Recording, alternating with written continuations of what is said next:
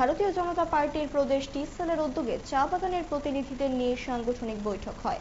দলের প্রদেশ কার্যালয়ে অনুষ্ঠিত বৈঠকে উপস্থিত ছিলেন বিজেপি প্রদেশ সভাপতি রাজীব ভট্টাচার্য, পশ্চিম আসনের প্রার্থী বিপ্লব কুমার দে, পূর্ব আসনের প্রার্থী কৃতি সিং দেববর্মা সহ অন্যান্যরা।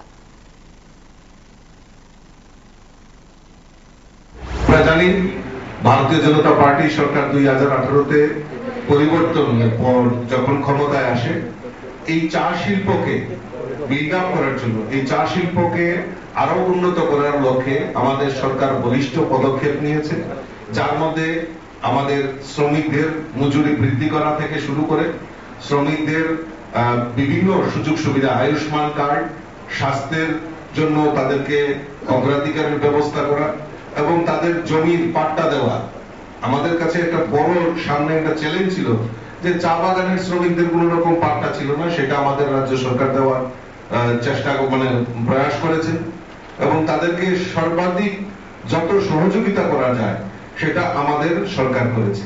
আর সবচেয়ে বড় জিনিস যেটা আমাদের সরকার প্রতিষ্ঠার পর এই চা শ্রমিকদের এই যে চাঁদার জুলুম, এই চাঁদার জুলুম থেকে তাদেরকে রেহাই করা হয়েছে।